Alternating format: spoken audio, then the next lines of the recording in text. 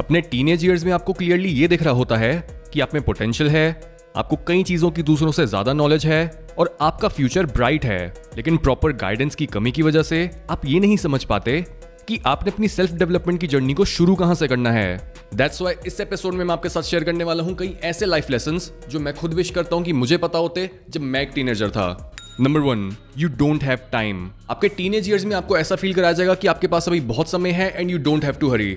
But अगर आप अपने से किसी बड़े इंसान से पूछो तो वो भी यही बोलेगा कि उसे भी नहीं पता कि उसका इतना सारा समय कैसे निकल गया। टाइम बहुत स्लिपरी होता है और वो बहुत जल्दी हाथों से फिसलता है। इसलिए डोंट बी टू कंफर्टेबल। उस इंसान की तरह एक्ट मत करो जिसे ऐसा लगता है कि उसके पास तो सक्सेसफुल होने के लिए अभी बहुत समय पड़ा है, वो बहुत बार फेल हो सकता है और उसे फर्क ही नहीं पड़ता कि उसकी सक्सेस डिले हो रही है। लाइफ को ऐसे जियो जैसे आपके दुश्मन ने आपको चारों ओर से घेर लिया है और आपके पास लड़ने के अलावा कोई दूसरा ऑप्शन नहीं है। Number 2, be clear about your purpose.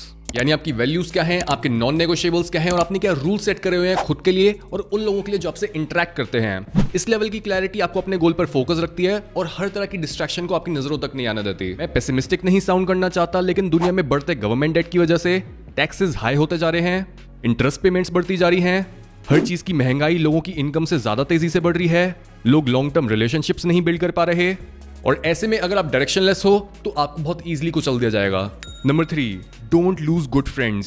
सी, हर इंसान ही इम्परफेक्ट होता है और गलतियां सबसे होती हैं और ऐसे में अगर आपका दोस्त कभी कोई गलती करे, ट्राई टू फॉरगिव देम। अगर कोई एक बार आपकी मदद करता है उसको 10 बार अपनी मदद ऑफर करो और इजीली दोस्तियां तोड़ने या फिर अपने दिल में रिजेंटमेंट पालने के बजाय अपने दोस्त को ये क्लियरली बताओ कि आप उनसे क्या एक्सपेक्ट करते हो और उसको एग्जैक्टली क्या करना होगा आप दोनों के बीच के बॉन्ड को डीप बनाने के लिए। Number 4, you are not motivated because you are scattered. Motivation उस लड़की की तरह है जो सिर्फ मोनोगमी में बिलीव करती है और अगर आपकी नजरें 10 अलग अलग इंटरेस्ट में भटकी हुई हैं तो आपको मोटिवेशन कभी नहीं मिलने वाली। इसलिए अपने फोकस को एक टाइम पर सिर्फ एक ही चीज पर कॉन्सेंट्रेट करो। Number 5, understand the truth about balance.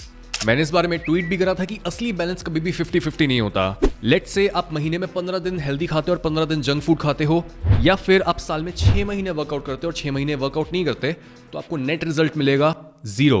हमें अपने एक्शंस को हमेशा नेट पॉजिटिव रखना है और अपना ज्यादातर फोकस ईटिंग, स्लीपिंग, प्लेजर या फिर फन पर नहीं बल्कि काम पर लगाना है। That's why true balance is not 50-50, it is 90-10। 90% discipline और 10% मस्ती। Number 6, spend time with your parents. मैंने ये नोटिस करा है कि एज चिल्ड्रन हमें ऐसा फील होता है कि बस हमारी एज बढ़ रही है और हमारे पेरेंट्स तो इतने सालों से सेम ही लग रहे हैं, तो हम ऐसा फील करते हैं कि क्यों इनको टाइम देना है, वो कहीं जा थोड़ी रहे हैं। बट स्लोली आपके पेरेंट्स की बॉडी वीक होने लगती है और जितना आप अपनी समझ को डिले करते हो उतना ही आपके पास कम चांसेस रह जाते हैं उन्हें अपना ग्रेटिट्यूड और प्यार दिखाने के लिए। Number 7, aim to outgrow your friends. थोड़े दिन पहले मैं अपने एक फ्रेंड के साथ वर्कआउट कर रहा था और मैं मिरर में देख के बोल रहा था कि मैं अभी भी अपनी बॉडी से सेटिस्फाइड नहीं हूँ। मेरी चेस्ट ऐसी होनी चाहिए, मेरे शोल्डर्स ऐसे होने चाहिए, मेरे लेग्स ऐसे होने चाहिए।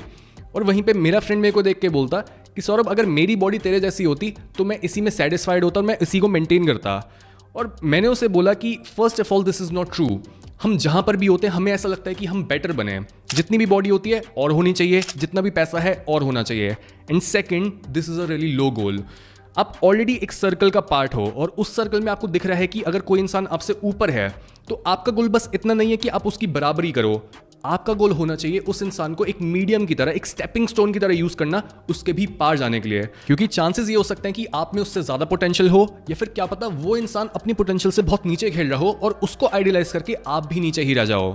Number 8, a lot of what you are doing is wrong. जवानी में हर किसी की ईगो बहुत बड़ी होती है बिकॉज अभी तक आपको लाइफ ने थप्पड़ मार मार के हम्बल नहीं बनाया होता और आपको ऐसा लगता है आप हर जगह पर सही हो। But this is a sign of insecurity. Saying that you know everything is a sign that you are afraid of not knowing enough. इसलिए अपनी सेल्फ अवेयरनेस को बढ़ाओ और इस फैक्ट को एक्सेप्ट करो कि आप में अभी बहुत कमियां हैं और आप अभी वाइज नहीं हो। नंबर 9, कंट्रीब्यूट इन सम वे। आपके टीनेज ईयर्स में आपको बस एक ही रिस्पॉन्सिबिलिटी दी जाती है और वो है पढ़ाई। बिकॉज बिना एजुकेशन और बिना नॉलेज के लाइफ में सक्सेस मिलना इम्पॉसिबल होता है। लेकिन सिर्फ पढ़ना काफी नहीं है, आपके पेरेंट्स के ऊपर आपसे कई गुना ज्यादा भार है और ये आपका फर्ज बनता है कि आप उनको किसी ना किसी वे में असिस्ट करो।